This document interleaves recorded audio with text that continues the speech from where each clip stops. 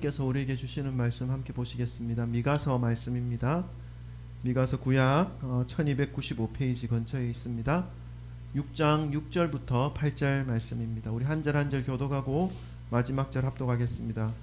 미가서 6장 6절부터 8절입니다. 제가 먼저 읽습니다. 내가 무엇을 가지고 여호와 앞에 나아가며 높으신 하나님께 경배할까?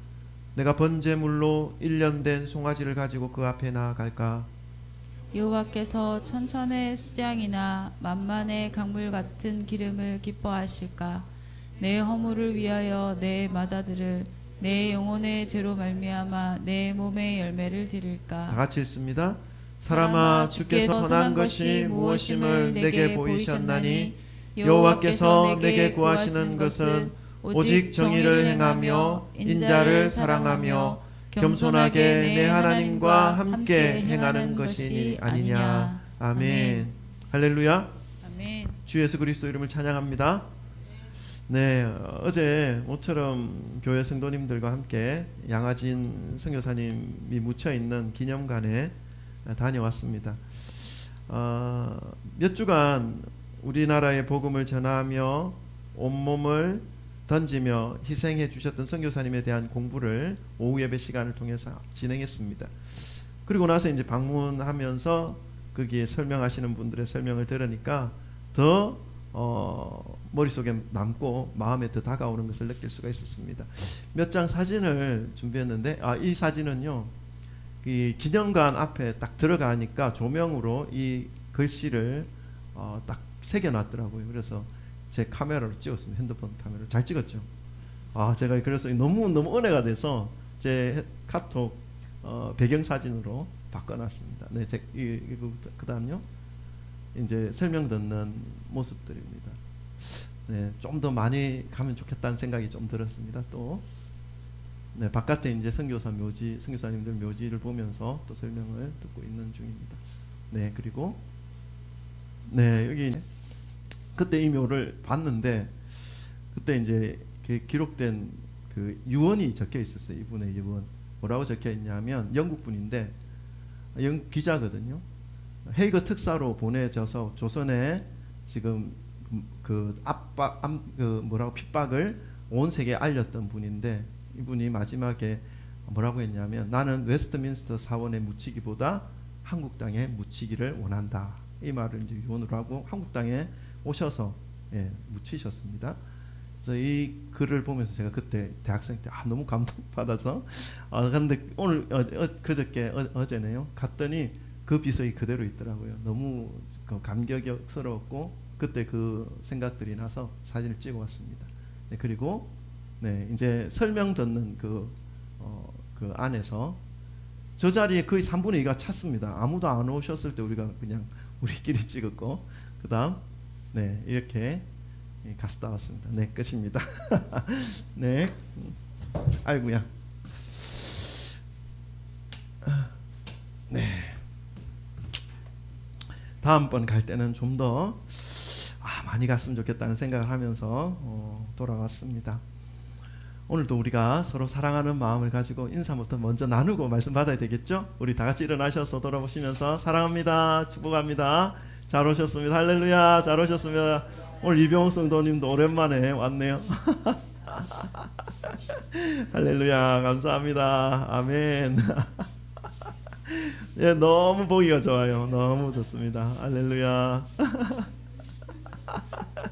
네, 오늘은 3.1절입니다. 3.1절 생각하면서 주님을 섬기는 나라로 우리나라를 지금까지 지켜주신 하나님을 좀 생각하며 묵상해 보았습니다. 그러면서 하나님이 이 나라를 주님을 섬기는 나라로 세워주셨고, 그 많은 숱한 그 위기 속에서도 지켜주신 이유가 있을 텐데 하는 그런 어떤 질문을 함께 던지면서 말씀을 준비해 보았습니다. 왜 이 나라를 그 많은 위기와 어려움 속에서도 지켜주시고, 정말로 23살, 24살 전도 유망한 선교사님들, 자기 나라에 있었으면 명예와 부를 같이 누릴 수 있었던 그런 분들이 그거 다 내려놓고 이름도 알려지지 않은 땅, 그때는요, 그 조그마한 땅 조선에 와서 주님의 사랑을 나타내게 하셨을까 하는 그러한 마음을 가지는 시간을 가져서 보냈습니다. 오늘 미가서 말씀, 하나님께서 이 나라를 향하신 마음, 진정으로 우리를 향하신 그 마음이 무엇인지를 좀 함께 살펴보기를 원합니다. 이곳에 계신 한 분 한 분의 심령 가운데 말씀으로 임하신 성령님의 은혜와 깨닫게 하시는 그 지혜가 부어지시기를 주님의 이름으로 축원합니다. 미가서가 기록된 이 시대적 배경은요, 아주 혼란하고 아주 어려운 상황이었습니다. 미가 선지자가 활동하였던 시기가 대략 주전 739년부터 주전 683년 사이였다는 것을 우리가 기억해 본다면, 이 시기에 이스라엘 역사를 우리가 되돌아보면 엄청난 시대였다는 것을 알 수 있습니다. 이 시기에 어떤 일이 벌어졌냐면요, 일단은 북이스라엘이 멸망당합니다. 북이스라엘이 멸망당하고 남유다도 거의 꼴딱꼴딱하는 그런 상황입니다. 그러니까 두 나라가 하나님이 선택하셨고 하나님이 예비해 놓으신 그 이스라엘 민족이 두 나라가 되어서 지금 두 왕국으로 가고 있는데, 이 두 나라가 한 나라는 멸망당하고 이 시기에 한 나라는 지금 멸망 직전에 놓여 있는 그런 상황인 것을 우리가 알게 되면, 이 미가 선지자가 활동하던 이 시기가 얼마나 위태롭고 어려운 시기였는지를 우리가 짐작할 수가 있는 것이죠. 북이스라엘과 남유다가 멸망당하는 이 시기에 활동한 선지자들, 북쪽에서는 호세아 선지자가 있었고요, 남쪽에는 미가와 이사야 선지자가 있었습니다. 당시 이스라엘 사람들의 그 삶이 어떠하였는지를 잘 알 수가 있죠. 북이스라엘이나 남유다나 모두 지금 영적으로 아주 깊은 어둠 속에 갇혀 있었다는 것을 알 수가 있습니다. 미가 선지자가 활동하던 그 유다 나라의 그 영적인 깊은 어둠이 어떤 어둠이었는지 미가서 3장에서는 우리에게 가르쳐주고 있습니다. 3장 9절부터 12절 말씀인데요, 제가 읽겠습니다. 따라오시면 됩니다. 제가 읽을게요. 야곱의 족속의 우두머리들과 이스라엘 족속의 통치자들, 곧 정의를 미워하고 정직한 것을 굽게 하는 자들아 원하노니 이 말을 들을지어다. 시온을 피로 예루살렘을 죄악으로 건축하는도다. 그들의 우두머리들은 뇌물을 위하여 재판하며 그들의 제사장은 삭슬 위하여 교훈하며 그들의 선지자는 돈을 위하여 점을 치면서도 여호와를 의뢰하여 이르기를 여호와께서 우리에게 계시지 아니하냐, 재앙이 우리에게 임하지 아니하리로다 하는도다. 이러므로 너희로 말미암아 시온은 갈아엎은 밭이 되고 예루살렘은 돌 무더기가 되고 성전의 산은 수풀의 높은 곳이 되리라 하면, 그러니까 미가서가 기록될 당시의 타락상을 그대로 보여주지요. 조금이라도 권력을 가지고 있는 사람들, 조금이라도 기득권을 가지고 있는 사람들 하나같이 자신의 이익을 취하기에 눈이 벌게 있었다는 것입니다. 온갖 악을 자행했던 것을 볼 수가 있습니다. 백성의 지도자들을, 그리고 통치자들, 그리고 선지자들까지도, 진리를 선포하고 정직해야 할 그 선지자들까지도 자기의 이익을 위하여 굽게 만들어버리는 그런 상황이었다는 것을 알 수가 있습니다. 여러분, 우리가 살아가는 이 시대도 우리가 이 진리의 기준으로 세상을 바라볼 필요가 있습니다. 세상에서 그냥 흘러가는 대로 많은 사람들이 그렇게 살아간다고 해서 부정이 용납되고 거짓이 일반화되어지는 그 모습을 보면서 나도 저래도 되는갑다 이런 생각 가지고 살아가서는 안 된다는 것을 여러분 기억하시기를 바랍니다. 이스라엘과 북이스라엘과 남유다의 그 마지막 모습들을 여러분 보시면서 경각심을 가져야 됩니다. 하나님이 우리를 믿음의 사람으로 심어주셨고 불러주셨고 이 세상 가운데 하나님을 경외하는 자로 살아가게 하신 이유가 무엇인지를 우리가 기억하면서 이 말씀을 받아야 할 줄 믿습니다. 세상이 미가 선지자가 활동하던 시대적 상황과 지금 너무 닮아 있는 그 모습을 우리가 확인할 수가 있습니다. 그렇다고 해서 여기 작은 공간 안에서 몇 분 안 되는 분이 모여서 우리가 바뀐들 세상이 바뀌겠는가 하는 생각이 들기도 합니다. 하지만 여러분, 저와 여러분이라도 정말로 하나님께서 세상을 보시면서 원하시는 것이 무엇인지를 말씀을 통하여 깨닫고 우리가 가는 믿음의 길을 바르게 간다면 주님 앞에서 여호와께서 진정으로 원하시는 것이 무엇인지를, 우리가 하나님께로 나아갈 때 무엇을 가지고 갈 수 있는지를 함께 살펴보기를 원합니다.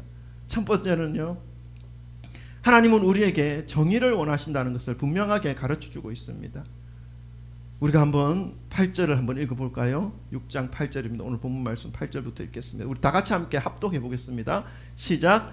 사람아, 주께서 선한 것이 무엇임을 내게 보이셨나니 여호와께서 내게 구하시는 것은 오직 정의를 행하며 인자를 사랑하며 겸손하게 내 하나님과 함께 행하는 것이 아니냐. 아멘. 하나님께서 원하시는 것이 정의라고 말씀하고 있습니다. 오직 정의를 행하는 것. 여러분, 정의가 무엇입니까? 영어로 보니까 just, 공정함이죠. 기울어져 있지 않다는 겁니다. 기준이 바르게 세워져 있다는 것입니다. 이것은 정직함을 의미합니다. 어떤 상황, 어떤 환경 속에서도 그 정직이 굽어지거나 가리워지지 않는 것을 의미하는 것이죠. 원어 성경으로 보면 미시파트라는 단어를 쓰고 있죠. 심판, 재판, 판결, 규례, 법도, 말씀, 이런 의미가 들어있는 단어입니다. 미시파트. 그렇다면 정의를 우리가 미시파트라는 단어를 우리가 이해하면서 다시 한번 정의를 정의 내린다면 우리의 삶이 주님의 심판 앞에서 살아가는 것처럼 살아가는 모습을 의미하는 것이죠. 불이나 거짓에 치우치지 않는 것을 의미합니다.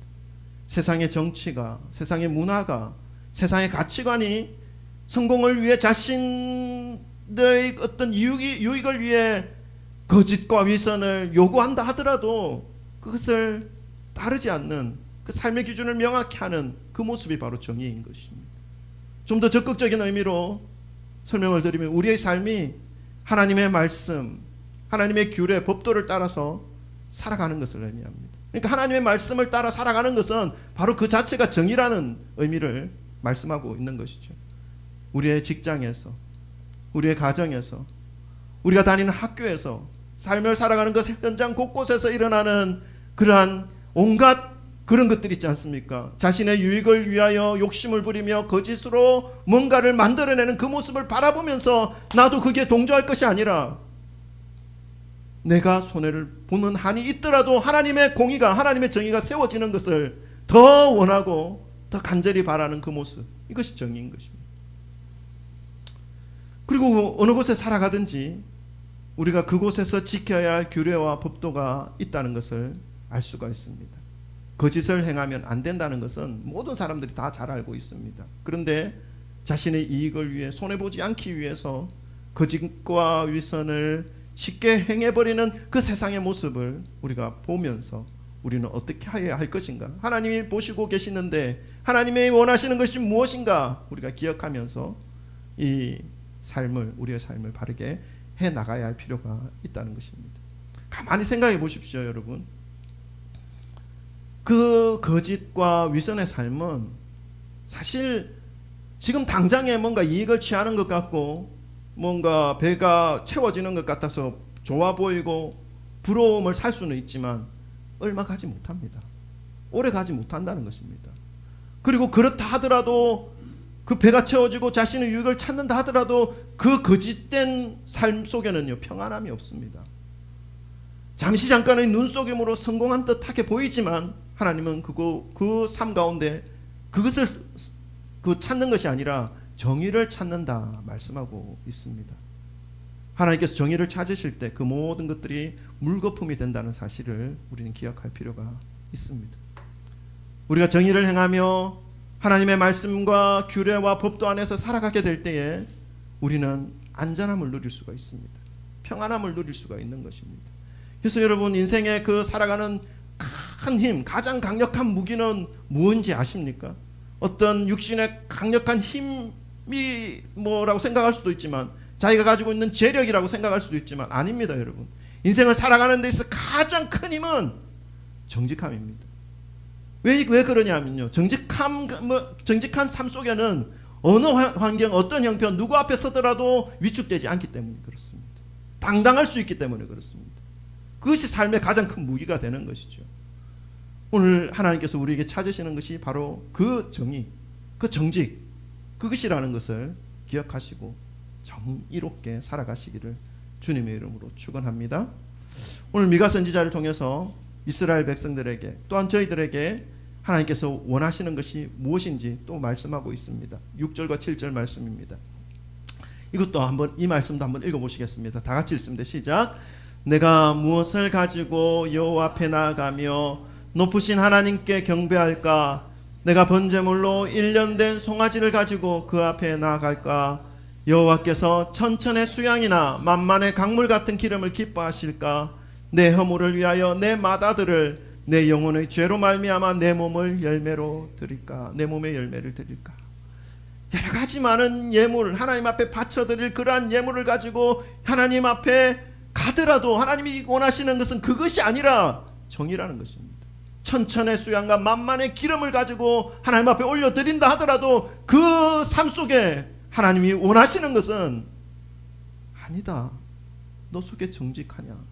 너 속에 정의가 있냐? 공의가 있냐? 하나님의 율례와 규례와 법도대로 지금 살아가고 있는가 하는 것을 찾고 있는 것입니다. 그 예물이 아니라 그 예물에 담겨있는 정의로운 삶을 원하신다 말씀하고 있는 것이죠.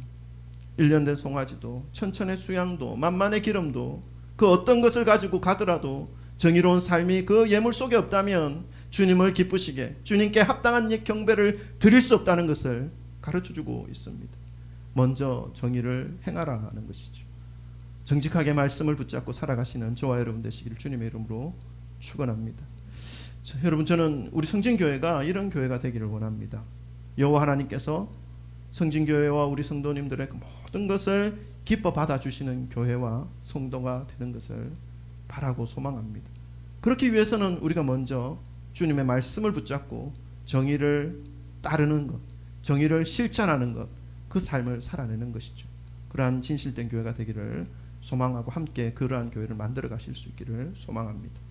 두 번째로요, 여호와께서 원하시는 것, 그것은 인자를 사랑하는 것입니다. 인자를 사랑하고 사모하는 마음을 가지고 하나님께 나아가라 하는 것이죠. 8절 말씀 또 한 번 더 읽어볼까요? 8절 말씀 너무 중요하니까 여러 번 읽어도 괜찮습니다. 우리 한 번 더 읽어보겠습니다. 시작. 사람아, 주께서 선한 것이 무엇임을 내게 보이셨나니 여호와께서 내게 구하시는 것은 오직 정의를 행하며 인자를 사랑하며 겸손하게 내 하나님과 함께 행하는 것이 아니냐. 아멘. 정의를 행한다는 것을 앞에 말씀을 드렸습니다. 주님의 율례와 법도 하나님의 말씀대로 정직하게 살아가는 것을 의미한다라고 말씀을 드렸습니다. 말씀이 되어야 한다는 것입니다. 거기에 더해서 하나님은 원하시는 것이 뭐냐 하면 인자를 사랑할 것을 말씀합니다. 우리가 이제 신약에 보면 예수님이 자기 본인 예수님을 소개하실 때 인자라는 단어를 좀 종종 쓰십니다. 인자는 이제 사람 인자를 써서 완전한 인간의 모습을 말씀하는 거예요. 그런 그 인자가 아니라 여기서 나오는 인자는 mercy입니다. mercy. 하나님의 인자하심, 하나님의 사랑, 하나님의 그 긍휼의 깊으신 그 은혜의 마음, 그 마음을 의미하는 것이죠. 그래서 이 원어로 보면 헤세드라는 단어를 쓰고 있습니다. 하나님의 전형적인 그 사랑을 헤세드라고 하죠.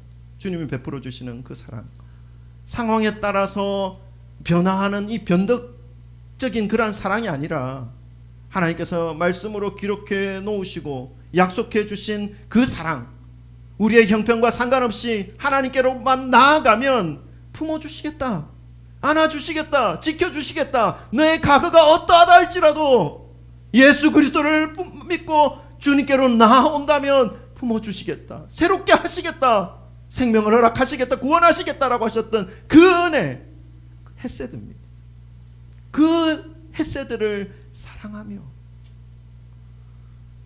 인자를 사랑한다는 말은 하나님께서 저와 여러분을 사랑하신다는 것, 그 약속하신 그 사랑으로 오늘도 함께 해주시고 있고 이후로도 계속해서 함께 해주실 것을 약속하신 그 약속을 믿고 그 사랑을 사모하며 살아가는 그 마음, 그 마음입니다. 그 헤세드를 마음에 품고 살아가라는 것이죠. 여러분, 하나님이 주실 그 은혜와 사랑을 마음에 품은 자는 당연히 그 마음 속에서 나타나는 것은 사랑입니다. 사람이 말로 표현되어지고 삶으로 나타나는 것은 그 마음 속에 있는 것들이 나타나는 겁니다.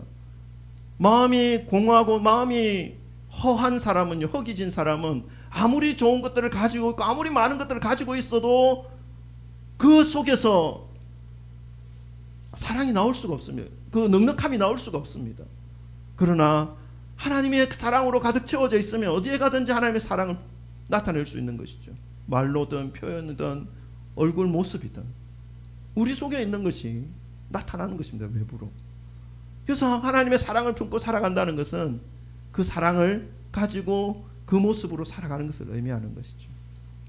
하나님께서 원하시는 것이 정의를 행하는 것이라고 하셨고, 또 우리의 삶 속에 하나님의 말씀으로 가득 채워져서 그 말씀을 따라 살고 주님의 인자하심을 사랑하는 마음으로 살아갈 것을 말씀하고 있습니다.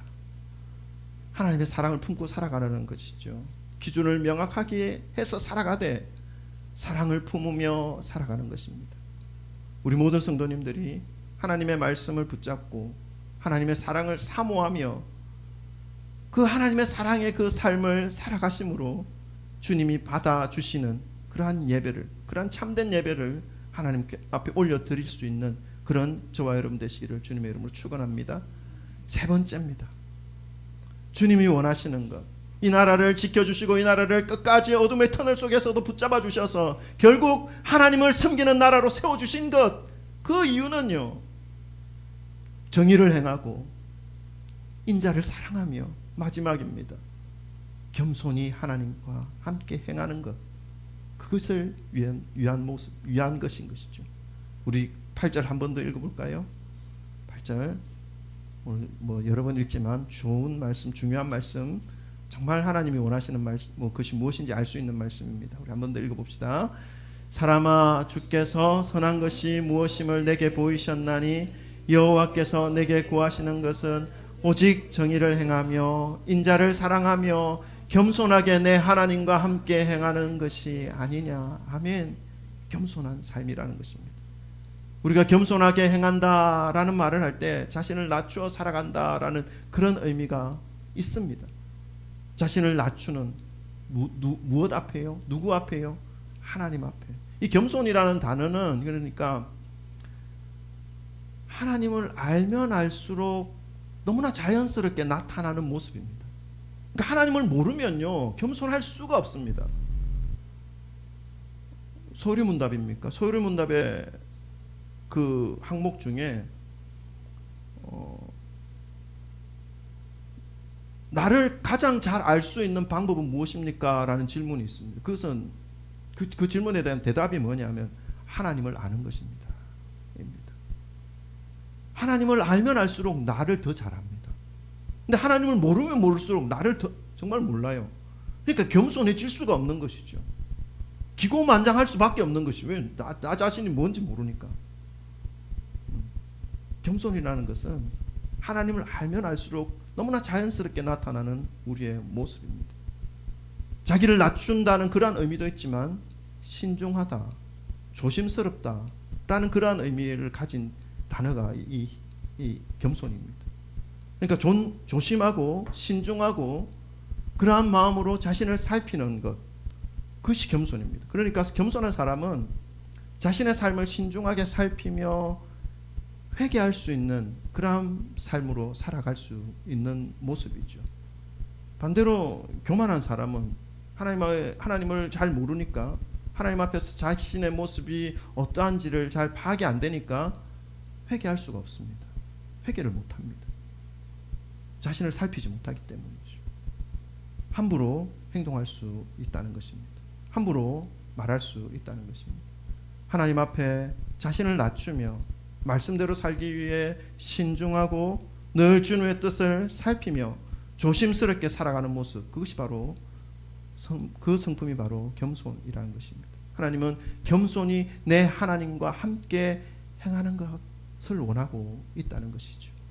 하나님께서 원하시는 그 삶의 모습, 겸손의 성품으로 우리는 하나님과 동행할 수 있다는 것입니다. 여러분, 성경에서 하나님과 동행했던 모든 사람들을 한번 살펴보십시오. 하나같이 겸손한 사람입니다. 하나님 앞에 바짝 엎드릴 줄 아는 그러한 사람들이었습니다. 아브라함도, 모세도, 다윗도, 야곱도, 요셉도, 그리고 신약에서 사용된 믿음의 선배님들도 주님 앞에 겸손되어지기까지 자신이 꺾이고 자신을 가진 그 능력이 아무것도 아니었구나, 하나님 앞에서 정말 먼지 같은 것이었구나 하는 것을 깨닫고 끝까지 도저히 주님의 은혜 없이는 살아갈 수 없는 사람입니다. 존재입니다. 라고 고백하며 잘 되거나 못 되거나 주님 발 아래서 겸손함을 유지할 수 있었던 그러한 사람들이었다는 것을 우리는 알 수가 있습니다. 여러분, 하나님은 형식적인 예물과 어떤 의식에 목말라 있지 않은 분입니다. 오늘날 되어지는 세상의 모습을 보고 있으면 이 미가 선지자가 활동했던 시기, 그 시기의 모습이 오버랩되어 비춰질 때가 종종 있습니다. 이러한 시기에 하나님께서 저와 여러분에게, 우리 믿는 자들에게, 우리 나라에게 구하는 것이 무엇일까요? 오늘 바로 본문 말씀입니다. 그렇다는 말씀은 우리가 하나님 앞에서 나아갈 때, 하나님 앞에 나아갈 때 무엇을 가지고 나아가야 하는지에 대하여 분명하게 가르쳐주고 있는 것이죠. 우리가 하나님 앞에서 어떠한 모습으로, 어떠한 마음으로 나가야 하는 것인지 하나님께서 주님을 믿는 백성들에게 참으로 원하시는 것이 무엇인지를 말씀을 통하여 가슴에 새기시는 그러한 시간 되기를 소망합니다.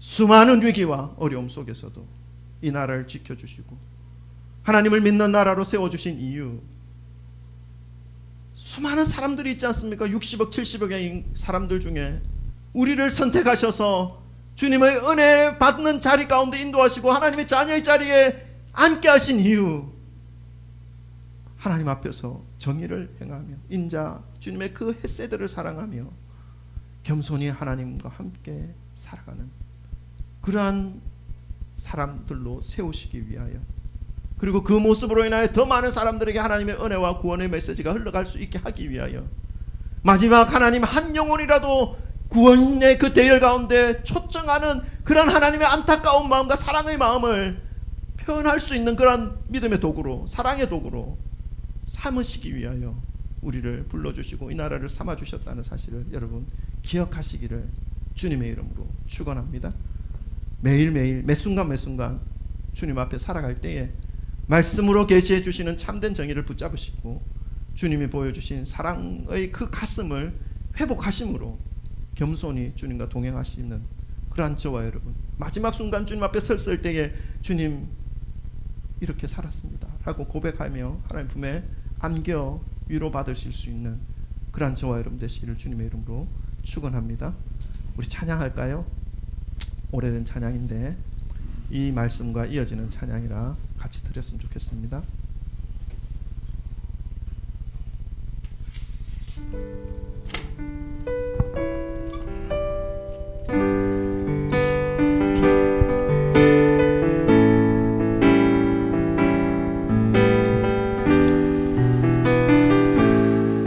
내가 무엇을 가지고